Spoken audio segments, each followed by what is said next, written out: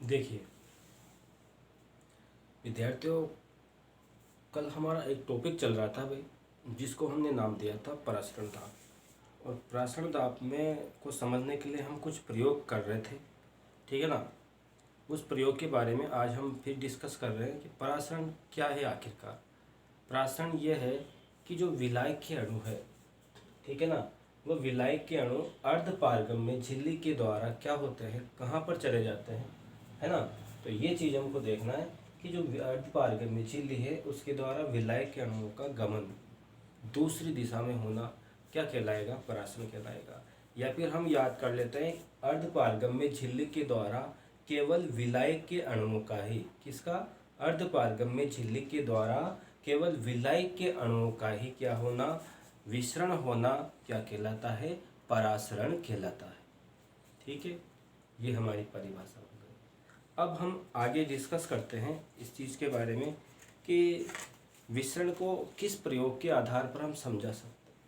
तो इसको हम एक थिसिल कीप के प्रयोग के द्वारा हम इसको समझा सकते हैं कि विसरण क्या चीज़ है। तो विद्यार्थी, इसमें हम क्या करेंगे, उल्टी थिसिल कीप लेंगे और इस उल्टी थिसिल कीप में क्या करेंगे, इस उल्टी थिसिल कीप में हम एक ये देखिए, ये थिसिल कीप है, इस थिसिल कीप में हम चमड़े का पत्र लगा देंगे। क्या लगा देंगे, चमड़े का पत्र लगा देंगे। और इस चमड़े के पत्र प्रयोग के आधार पर ही हम इसका वर्णन करने वाले हैं। ठीक है, इसको हम थिसिल कीप प्रयोग कहते हैं। क्या कहते हैं हम इसे, हम थिसिल कीप प्रयोग, है ना।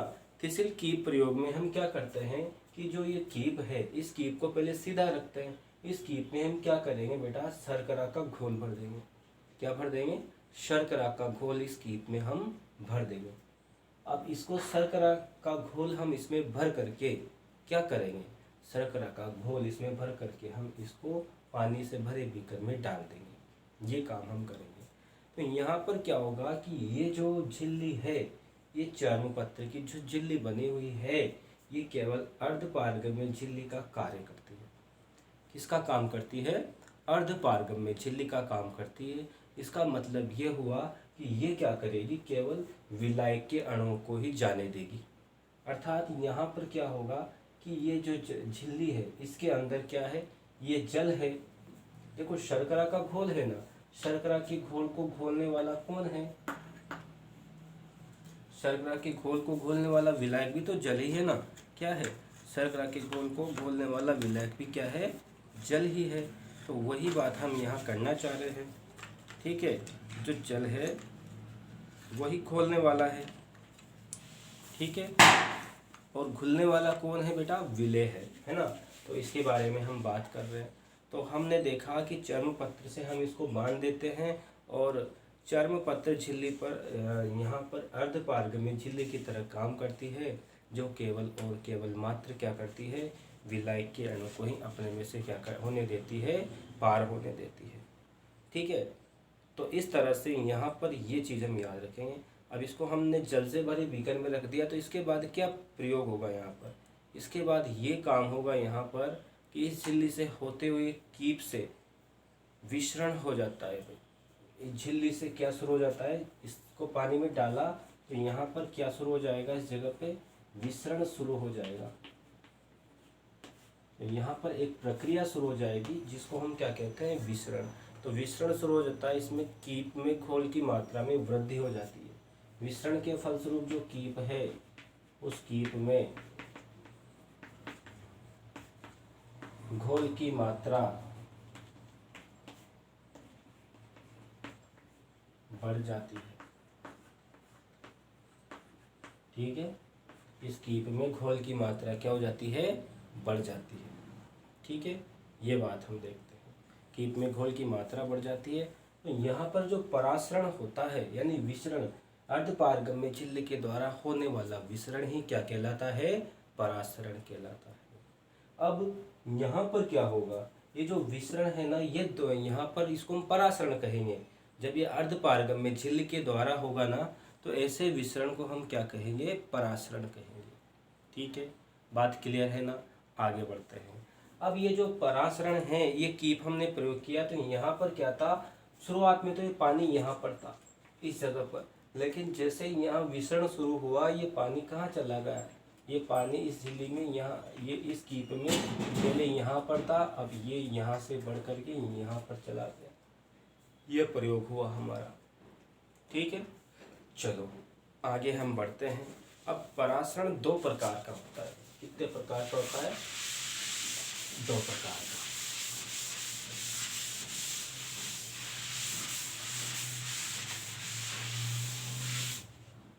परासरण दो प्रकार का तो हमारे पास, एक तो होता है अंतःपरासरण। देखो क्या होता है, एक तो अंतःपरासरण,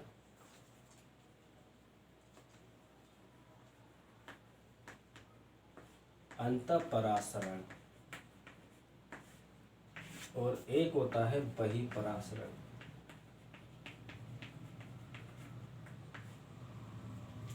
एक तो अंतःपरासरण होता है, एक बहिःपरासरण होता है।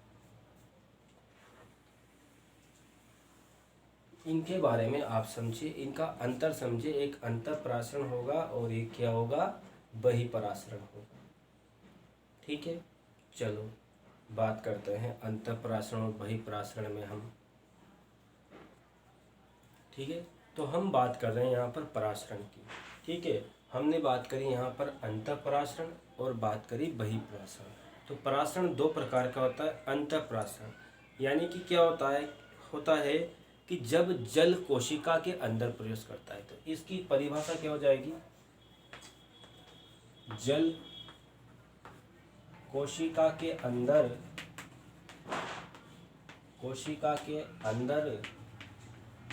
प्रवेश करता है।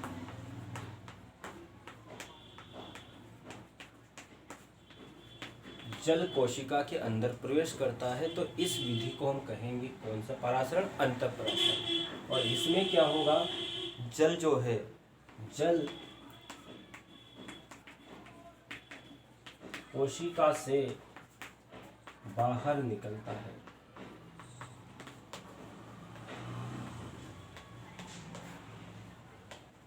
जल कोशिका से बाहर निकलता है, उसको हम कहेंगे बहिःपरासरण। ठीक है, इस अवस्था में क्या होता है? इस अवस्था का परिणाम यानी अंतःपरासरण के परिणाम स्वरूप, अंतःपरासरण के परिणाम स्वरूप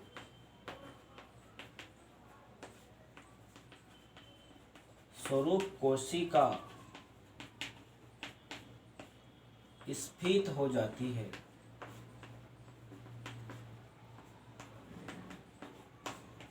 जब अंतःपरासरण होगा ना, तो इसके परिणाम स्वरूप जो कोशिका है, वो कोशिका क्या हो जाएगी? स्फीत हो जाएगी। अर्थात क्या होगा? अर्थात हम कहेंगे, अर्थात कोशिका द्रव्य, अर्थात कोशिका, ऐसे लिखो, अर्थात कोशिका फूल जाती है। ये हो गए इसमें। बहिःपरासरण में क्या होगा? बहिःपरासरण में ये होगा कि इसके परिणाम स्वरूप, बहिःपरासरण के परिणाम स्वरूप, बहिःपरासरण के परिणाम स्वरूप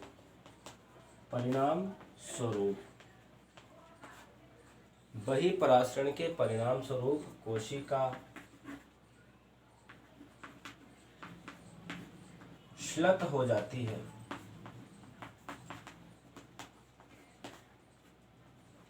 अर्थात क्या होगा? बहिःपरासरण के परिणाम स्वरूप कोशिका श्लथ हो जाती है, अर्थात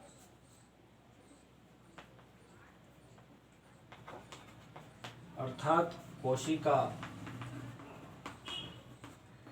सिकुड़ जाती है।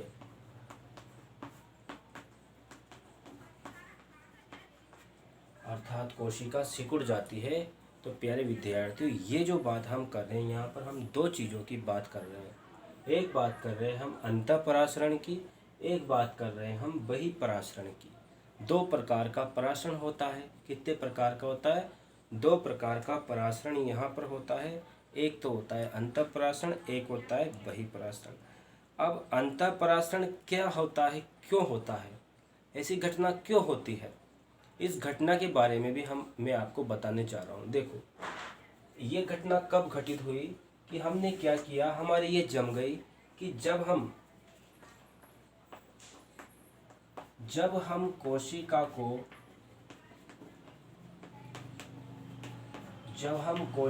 को किसको, कोशिका को अल्प परासरी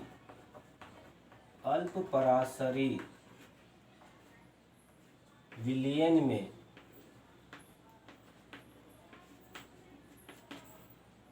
रखते हैं, जब कोशिका को हम क्या करते हैं, अल्प परासरी विलयन में रखते हैं, तो जल के अणु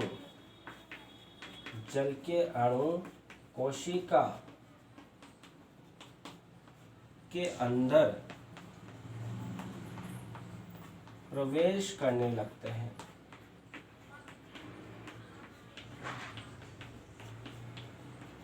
जल के अणु कोशिका के अंदर प्रवेश करने लगते हैं, ठीक है, अल्प परासरी विलयन में रखते हैं। अब अल्प परासरी क्या होता है, ऐसा घोल जिसकी सांद्रता क्या हो, कोशिका रस की सांद्रता से कम हो। हमने कोशिका, देखो ये कोशिका थी हमारी, ये कोशिका है हमारी, ये सेल है, इस सेल को हमने क्या कर दिया, इस विलयन में रख दिया, जिस विलयन का क्या है, इस कोशिका को हम एक ऐसे विलयन में रखते हैं अल्प परासरी में, अल्प परासरी, ठीक है बेटा, हम इसको अल्प परासरी विलयन में रख रहे हैं। तो अल्प परासरी विलयन का मीन्स क्या है, अल्प परासरी विलयन में हम इस कोशिका को रख रहे हैं, मतलब ये अल्प परासरी विलयन क्या है, यहाँ पर क्या है, ये जो अल्प परासरी विलयन है इसकी सांद्रता क्या है, अल्प परासरी विलयन जो है ऐसा घोल जिसकी सांद्रता कोशिका रस की सांद्रता से कम हो, तो यहाँ पर इसकी सांद्रता क्या है, कम है, अल्प परासरी विलयन की क्या कम है, इसकी सांद्रता कम है, और इसकी सांद्रता क्या है, ज़्यादा है, ज़्यादा कंसंट्रेशन। तो क्या बात करना चाह रहा हूँ, क्या बोलना चाह रहा हूँ कि हम कोशिका को कहाँ पे रख रहे हैं, अल्प परासरी विलयन में रख रहे हैं, इसकी सांद्रता कम है, तो यहाँ पर क्या होगा, इससे तो क्या होगा, ये जो विलयन है, तो यहाँ पर कोशिका के अंदर यहाँ से इसकी सांद्रता कम है, तो यहाँ से इसके जो अणु है, इसमें भी जो जल है, इसके अणु इस कोशिका के अंदर प्रवेश करने लगते हैं।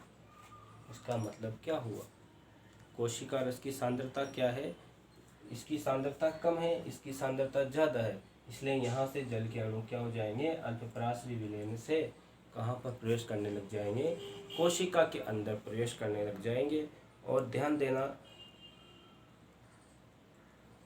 इस विलयन में कोशिका को रखते हैं हम, तो क्या होता है, देखो इस विलयन में कोशिका को रखने पर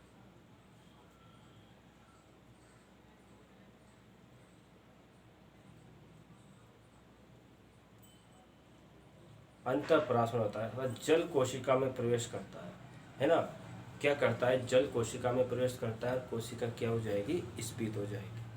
तो ये प्रक्रिया होती है यहाँ, इस प्रक्रिया को हम कहते हैं अंतःपरासरण। कोशिका के अंदर जल ज़्यादा हो जाएगा, अंतःपरासरण हो जाएगा, अर्थात हमने परासरण की क्या परिभाषा दी, विलायक के अणुओं का, ओनली विलायक के अणुओं का, विलायक के अणुओं का अर्धपारगम्य झिल्ली के द्वारा होने वाला विसरण ही क्या कहलाएगा, परासरण कहलाएगा। जब विसरण, विलायक के अणुओं का विसरण अंदर की तरफ होगा, तो इसको हम बोलेंगे अंतःपरासरण। अब इसकी बात कर लेते हैं बहिःपरासरण की। बहिःपरासरण में क्या होता है, जब विलायक के अणुओं का विसरण क्या हो, कोशिका से बाहर की तरफ हो, है ना, तो ऐसा विलयन, देखना इसमें हम बात कर लेते हैं एक बार फिर। यदि कोशिका को अति परासरी विलयन में, अति परासरी मतलब जिसका परासरण दाब बहुत ज़्यादा हो, है ना, जिसका परासरण दाब क्या हो, बहुत ज़्यादा हो, उसमें रखा जाए, तो जल के अणु कोशिका से बाहर निकलने लगते हैं। तो इसमें क्या होता है,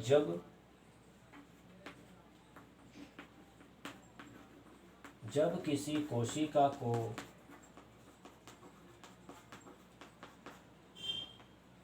अति परासरी जब किसी कोशिका को अति पराश्रयी विलयन में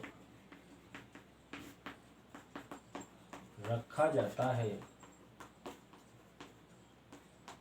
तो क्या होता है, तो जल के अणु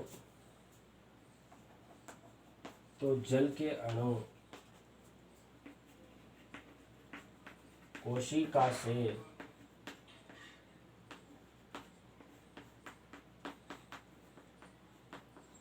बाहर निकलने लगते हैं।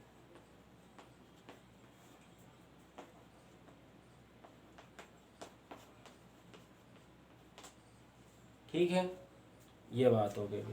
तो जब किसी कोशिका को अति पराश्रयी विलयन में रखा जाता है तो जल के अणु कोशिका से बाहर निकलने लगते हैं। तो इस क्रिया को कहते हैं हम क्या, बहिःपरासरण। इसको हम क्या कहते हैं, बहिःपरासरण। अब आप देखो कि यहाँ पर हमने क्या कहा, अब दो तरह के विलयन हो जाएंगे, नाम भी दो तरह के हो जाएंगे। बहिःपरासरण क्यों हुआ, अंतःपरासरण क्यों हुआ, इसके भी तो कारण है ना। तो अल्प पराश्रयी का मतलब मैंने आपको बताया, ऐसा घोल जिसकी सांद्रता क्या हो, कोशिका रस की सांद्रता से कम हो, अर्थात उसमें विलय की मात्रा क्या हो, कम हो। ऐसा विलयन, क्या बोला मैंने, ऐसा विलयन जिसमें सांद्रता, जिसकी सांद्रता कोशिका रस की सांद्रता से कम हो, अर्थात विलयन की सांद्रता कम है ना। सांद्रता का मतलब कंसंट्रेशन कम है। दोबारा से फिर समझो, यहाँ पर देखो, ये हमारी कोशिका, इसके अंदर ये हमारी कोशिका है। पहले अल्प पराश्रयी की बात एक बार फिर समझो इधर। अल्प पराश्रयी किसको कहेंगे, अल्प पराश्रयी इसको कहेंगे, देखो कोशिका में, कोशिका की क्या है, सांद्रता ज़्यादा है। कोशिका रस की सांद्रता ज़्यादा मतलब कोशिका में विलय ज़्यादा घुला हुआ है, विलायक कम है। इसका मतलब तो ये हुआ ना कि क्या मतलब हुआ, देखो समझो ना। कोशिका में क्या हो रहा है, कोशिका में क्या है, ज़्यादा मात्रा में क्या है, सांद्रता है, अर्थात इसमें ज़्यादा विलय है। ज़्यादा सांद्रता का मतलब क्या हुआ, इसमें विलय की मात्रा ज़्यादा है और विलायक की मात्रा क्या है, कम है। ठीक है, यहाँ अल्प पराश्रयी का मतलब क्या हुआ, यहाँ पर क्या हो रहा है, यहाँ पर विलय क्या है, कम है, यानी इसकी सांद्रता कम है और यहाँ पर विलायक ज़्यादा है। यहाँ पर क्या है, विलायक ज़्यादा। तो विलायक के अणु ज़्यादा सांद्रता से कम सांद्रता की ओर जाएंगे कि नहीं जाएंगे, जाएंगे ना। तो कोशिका क्या हो जाएगी, स्फीत हो जाएगी, है ना। ये क्रिया हो रही है। यहाँ देखिए आप, बहिःपरासरण में क्या हो रहा है, हम यहाँ ये देखें कि यहाँ पर भी हम इस कोशिका को एक ऐसे विलयन में रख रहे हैं जहाँ पर क्या है, देखो हमारी ये विलयन है, ये कैसा पराश्रयी है, ये अति पराश्रयी है। कैसा है, अति पराश्रयी। अति पराश्रयी, अति पराश्रयी का मतलब क्या होता है, अति पराश्रयी का मतलब ये कि ऐसा घोल जिसकी सांद्रता, ऐसा घोल जिसकी सांद्रता क्या हो, कोशिका रस की सांद्रता से अधिक हो। ऐसा घोल जिसकी सांद्रता क्या हो, कोशिका रस की सांद्रता से अधिक है। तो ये हमारा कोशिका रस, ये हमारा क्या है, कोशिका रस, ये कोशिका रस है। इसकी क्या ज़्यादा है, इसकी सांद्रता ज़्यादा है। अति पराश्रयी विलयन है, इसकी सांद्रता कम है, अर्थात कोशिका रस की सांद्रता ज़्यादा है। मतलब कोशिका में कौन ज़्यादा है, कोशिका में विलय, कोशिका में विलय ज़्यादा है। जिसकी सांद्रता ज़्यादा हो वहाँ पर घुले हुए विलय ज़्यादा होंगे। हाँ, कोशिका रस है, इस कोशिका रस की सांद्रता ज़्यादा बता रहा है। इसका मतलब क्या हुआ, इस कोशिका रस की सांद्रता ज़्यादा रहता है, इसमें विलय ज़्यादा घुले हुए हैं और इसमें कौन कम है, इसमें विलायक कम है। ठीक है, यह कोशिका रस की। अब अति पराश्रयी की बात करते हैं, ऐसा घोल जिसकी सांद्रता कोशिका रस की सांद्रता से क्या हो, अधिक हो। कोशिका रस की सांद्रता है ना, तो इसकी सांद्रता क्या है भाई, कोशिका रस की तुलना में अधिक है। इसकी सांद्रता कोशिका रस की तुलना में अधिक है। अब इन दोनों की तुलना करें, कोशिका रस की और अति पराश्रयी विलयन की, तो किसकी सांद्रता ज़्यादा बताई जा रही है, अति पराश्रयी, जिसकी सांद्रता क्या है, ज़्यादा है ना। ऐसा घोल जिसकी सांद्रता कोशिका रस की सांद्रता से क्या हो, अधिक हो, तो ऐसे घोल को हम कहते हैं अति पराश्रयी विलयन। और इस विलयन में ध्यान देना, इस विलयन में अगर हम किसी कोशिका को रखेंगे तो बहिःपरासरण होगा। अब क्यों होगा, देखो यहाँ पे क्या हुआ था, यहाँ पे ये हुआ था, आप देखो एक बार फिर समझो। यहाँ पर मैंने आपको क्या बताया, यहाँ पर मैंने बताया कि कोशिका रस की सांद्रता ज़्यादा है, अर्थात यहाँ पर सांद्रता ज़्यादा है, अर्थात यहाँ विलायक कम है। अल्प पराश्रय का मतलब यहाँ कोशिका, यहाँ पर सांद्रता कम है, अर्थात यहाँ विलायक ज़्यादा है। तो यहाँ से विलायक कम सांद्रता, यानी विलय की सांद्रता कम है। किसकी सांद्रता, विलय की सांद्रता कम, विलायक की सांद्रता ज़्यादा। इसलिए यहाँ बाहर का जो विलायक है पानी, वो पानी यहाँ अंदर चल जाएगा। अर्थात जहाँ सांद्रता ज़्यादा होगी वहाँ पानी कम होगा। जहाँ सांद्रता ज़्यादा, अर्थात कोशिका में सांद्रता ज़्यादा है, यहाँ पानी कम है, तो कोशिका में पानी की कमी आ रही है, तो पानी की कमी इस अल्प पराश्रय विलयन से होगी।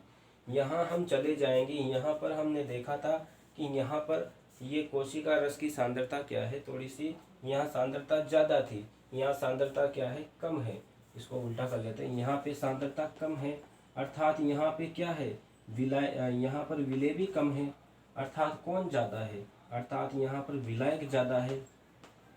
कौन ज़्यादा है बेटा, विलायक अधिक है। यहाँ पर विलायक की मात्रा अधिक है, कोशिका में विलायक अधिक है, तो अति पराश्रय विलयन का मतलब क्या हुआ, इसकी सांद्रता क्या है, ज़्यादा है।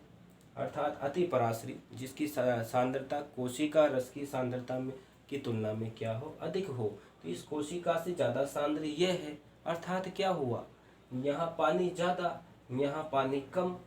इसका मतलब यहाँ क्या हो गया, यहाँ पानी कम, अंदर अंदर क्या है, पानी कम है।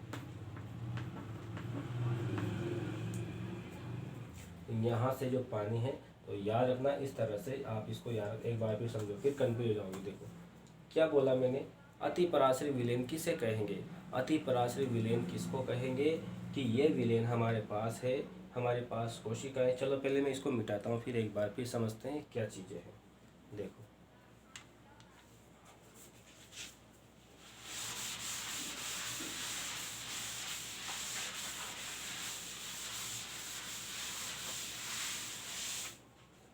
अब हम जिस चीज़ को बारे में डिस्कस कर रहे हैं वो है हमारे पास, एक तो होता है अल्प पराश्रय विलयन। कौन सा विलयन, अल्प पराश्रय।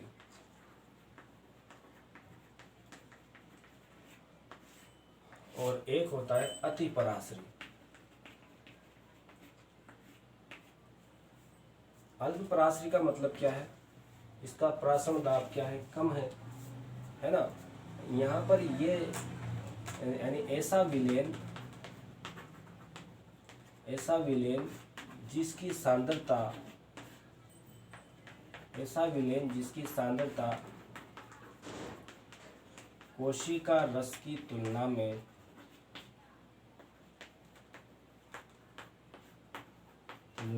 कम हो, वो तो हो जाएगा अल्प पराश्रय। और ऐसा विलयन जिसकी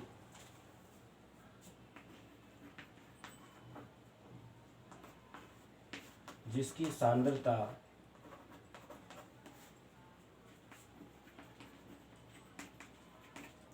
कोशिका रस की तुलना में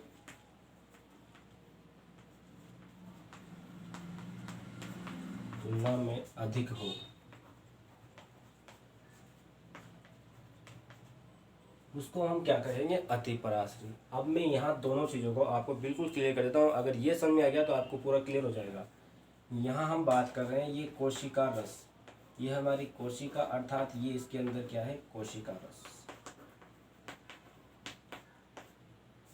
कोशिका रस। और ये क्या है, हमारा अल्प पराश्रय विलयन, है ना। समझना, ये क्या हो गया हमारा, अल्प पराश्रय विलयन।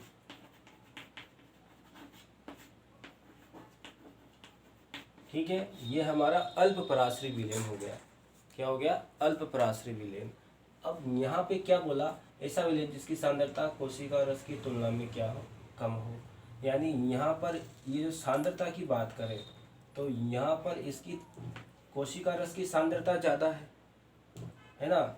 कोशिका रस की क्या है, सांद्रता ज़्यादा है। अब कोशिका रस की सांद्रता ज़्यादा है, अर्थात इसका मतलब क्या हुआ, या इसकी सांद्रता ज़्यादा, यहाँ विलय अधिक है, तो यहाँ पे क्या फ़र्क पड़ेगा, यहाँ पे विलेय तो क्या है, ज़्यादा है, और विलायक क्या है, कम है। मतलब कौन कम है, विलायक कौन है यहाँ पर, पानी। ठीक है, ये कम है। इधर चलते हैं, इधर भी आप समझो अति पराश्री। ये 2 डिब्बे फिर बनाता हूँ यहाँ पर।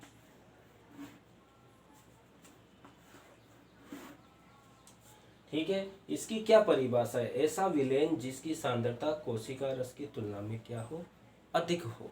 तो देखो ये यहाँ ये क्या है हमारा, कोशिका रस।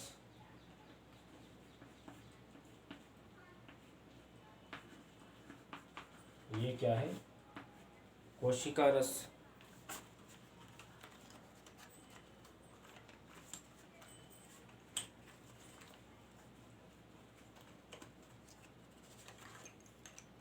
ठीक है, ये क्या है, कोशिका रस।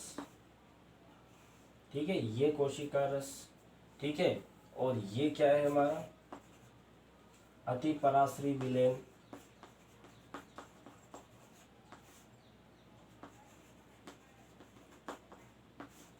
ठीक है, ये हो गया हमारा कौन सा विलेन, अति पराश्री विलेन। क्या कह रहे हैं हम, मैं यह बता रहा हूँ आपको, ये बोला कि ऐसा विलेन जिसकी सांद्रता कोशिका रस की तुलना में अधिक हो। अब मैं एरो का मुंह इधर कर देता हूँ, यहाँ पर सांद्रता ज़्यादा है, मतलब यहाँ पे विलेय जो है वो विलायक से क्या है,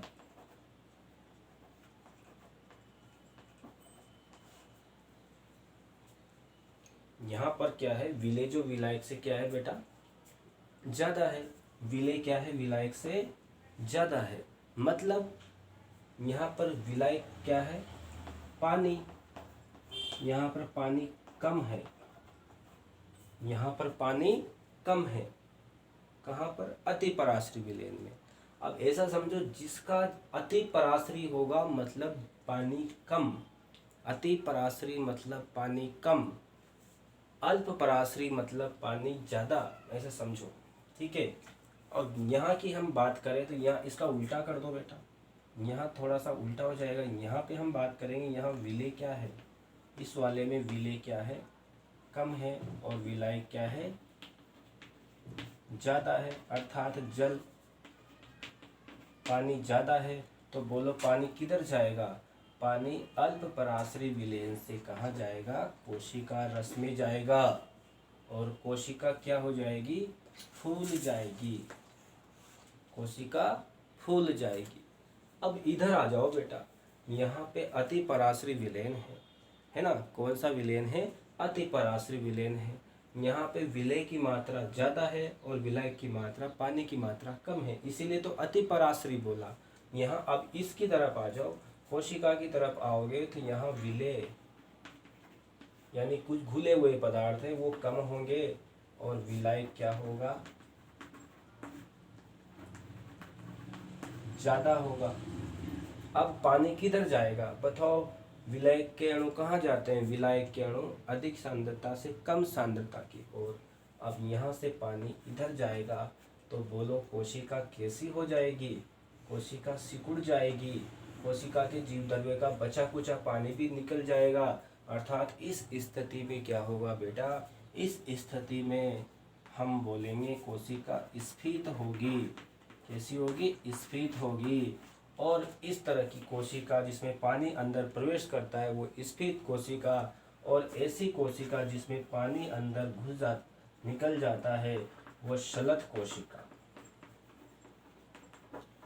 वो कैसी कोशिका, शलथ कोशिका, या इसको बोल देते हैं जीव द्रव्य कुंचित कोशिका, जीव द्रव्य कुंचित कोशिका।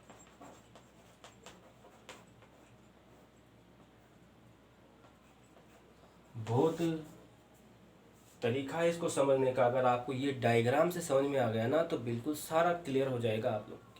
1% भी प्रॉब्लम नहीं आएगी इस टॉपिक में कि ये क्या है। जब आपको ये चीज़ समझ में आ गई ना, पूरा पार्ट क्लियर हो जाएगा, पूरा का पूरा पार्ट क्लियर हो जाएगा। अब हम बात करते हैं, आगे की तरफ बढ़ते हैं। इसके बाद हम बात करते हैं परासरण का महत्व क्या है। परासरण का महत्व क्या है, उस महत्व को हम समझते हैं। अब हम बात करते हैं पराशरण का महत्व। इसको मिटा देता हूँ मैं परिभाषा को एक बार, यही महत्व को पढ़ लेंगे हम।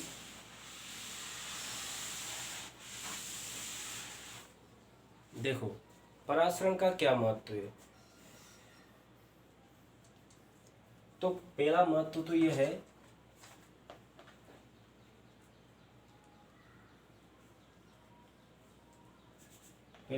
यह है देखो कोशिका की सभी क्रियाओं के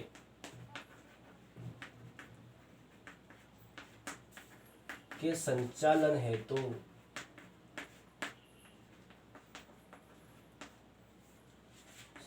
हेतु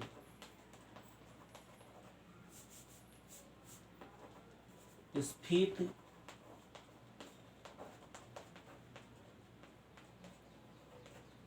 कोशिका का होना आवश्यक है। ठीक है, स्फीत कोशिका का होना क्या है, आवश्यक है। कोशिका की सभी क्रियाओं के संचालन के लिए कोशिका का स्फीत होना आवश्यक है, अर्थात फूली हुई कोशिका होनी चाहिए।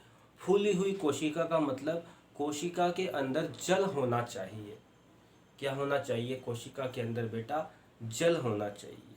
इसके अलावा याद रखना, जो जल का जो विभिन्न भागों में होता है, याद रखना पौधे के विभिन्न भागों में जल का वितरण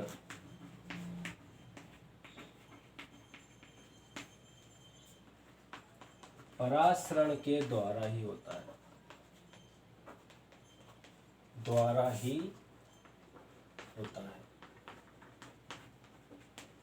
ठीक है, किसके द्वारा होता है, परासरण के द्वारा ही होता है। उसके बाद हम बात करते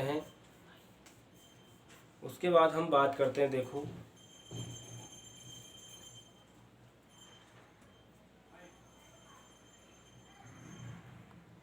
देखिए, है ना, तो पौधे के विभिन्न भागों में जो जल का वितरण होता है वो भी किसके द्वारा होता है, परासरण के द्वारा होता है। और नई कोशिकाएं जो होती है, अर्थात जितनी भी तरुण कोशिकाएं होती है, तरुण कोशिकाओं की और नई कोशिकाओं की वृद्धि जो होती है वो भी किसके द्वारा होती है बेटा, परासरण के द्वारा होती है।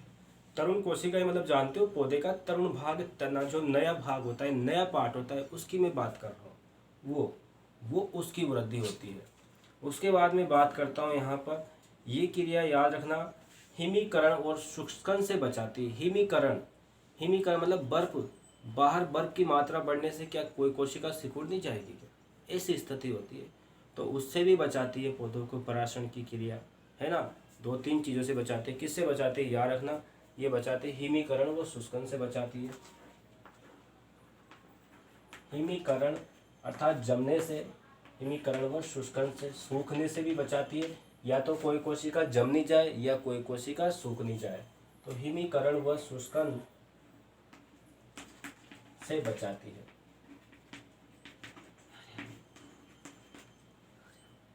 हिमीकरण व शुष्कन से क्या करती है, हिमीकरण से और शुष्कन से बचाती है। अगला इसका क्या काम है, और मूल रोमों के द्वारा जो जल का अवशोषण होता है वो भी किसके ऊपर डिपेंड करता है, वो भी डिपेंड करता है बेटा परासरण के ऊपर।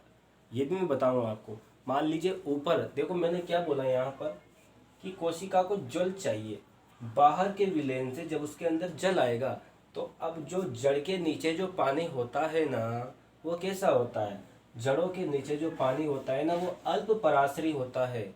अब अल्प पराश्री विलयन से कोशिका डूबी रहेगी, जड़ की कोशिका। अब जड़ की कोशिका अल्प पराश्री विलयन, अल्प पराश्री का मतलब क्या है, यहाँ क्या स्थिति रहेगी, यहाँ पानी ज़्यादा रहेगा ना, जड़ों के अंदर पानी ज़्यादा रहेगा, तो यहाँ से पानी विलय के साथ कुछ विलय घुला रहेगा इसमें, उन पोषक तत्वों के साथ कोशिका रस में आ जाएगा, तो कोशिका को पानी मिल जाएगा। इसके विपरीत उल्टा होता है कहाँ पर, पत्तियों में।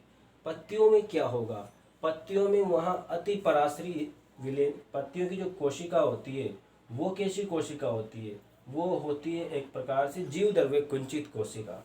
बेटा वहाँ पे विलय कम होता है, विलय ज़्यादा होता है, वहाँ पानी ज़्यादा है, तो वो क्या करती है उस तरह से पानी को बाहर, वहाँ से पानी वापस रिटर्न वायुमंडल में चला जाता है, निकल जाता है, और वो कोशिका कैसी हो जाती है, जीव द्रव्य कुंचित हो जाती है, क्योंकि वहाँ से विलय जो है सारे निकल जाते हैं, है ना। तो वो स्थिति होती है। तो उसके बाद में याद करता हूँ, मूल रोमों द्वारा जो जल का अवशोषण होता है, पानी का अवशोषण होता है, वो भी किसके द्वारा होता है, वो भी होता है किसके द्वारा बेटा, विसरण परासरण की क्रिया के द्वारा ही होता है। और बहुत ही इम्पोर्टेंट टॉपिक है, मैंने इस वीडियो में आपको पूरी तरह से समझाने की कोशिश की है। इससे बेहतर में देखिए शायद ऑनलाइन क्लास वीडियो होता, उसमें भी मैं आपको नहीं बता पाता, क्योंकि यहाँ पर जो चीज़ मैं आपको बता रहा हूँ पूरी सटीक जानकारी के साथ। और ऑनलाइन क्लास में भी ऐसा ही चलता है, वैसे ऑनलाइन क्लास में भी सारी जानकारियाँ सटीक ही होती है, लेकिन वहाँ पर थोड़ा जल्दबाजी हो जाती है। तो वीडियो में कोई जल्दबाजी नहीं है, बिल्कुल शांति से मैंने आपको दोनों चीज़ें समझाई है। ये चीज़ें आपके केमिस्ट्री में भी काम आती है ना। ये चीज़ें आपके केमिस्ट्री में बिल्कुल अच्छी तरह से काम आएगी, एक पार्ट आपके केमिस्ट्री में भी है। तो फिर ये चीज़ आप समझ जाओगे तो बेटा आप पूरा का पूरा जल अवशोषण समझ जाओगे कि जल अवशोषण किस प्रकार से होता है। ठीक है, क्या बात कर रहा हूँ मैं यहाँ पे, आप हर चीज़ को समझ जाओगे, क्लियरिफिकेशन करोगे पूरा का पूरा कि किस प्रकार से हम करें। तो मैंने आपको यहाँ पर 2-3 चीज़ें बताई अभी, क्या क्या चीज़ों के बारे में मैंने जानकारी दी आपको। मैंने आपको बताया कि कोशिका जो होती है उसकी स्थिति में क्या परिवर्तन आता है। परासन का सबसे इम्पोर्टेंट महत्व है, जितनी भी कोशिका की क्रिया है वो श्लेत कोशिका में होती है। आप बताओ फूली कोशिका में काम ज़्यादा होगा या चिपटी हुई कोशिका में काम ज़्यादा होगा। फूली हुई कोशिका मतलब मोटी कोशिका, ज़्यादा अच्छे शरीर वाली कोशिका, कुंचित कोशिका, खुद सिकुड़ी हुई कोशिका है, वो क्या काम करेगी, हाँ कोई काम नहीं करेगी। तो इस तरह से आपका ये परासन का जो टॉपिक है ये समाप्त होता है। उसके बाद हम अगला जो टॉपिक है वो पढ़ेंगे जीव द्रव्य कुंचन। ठीक है भाई।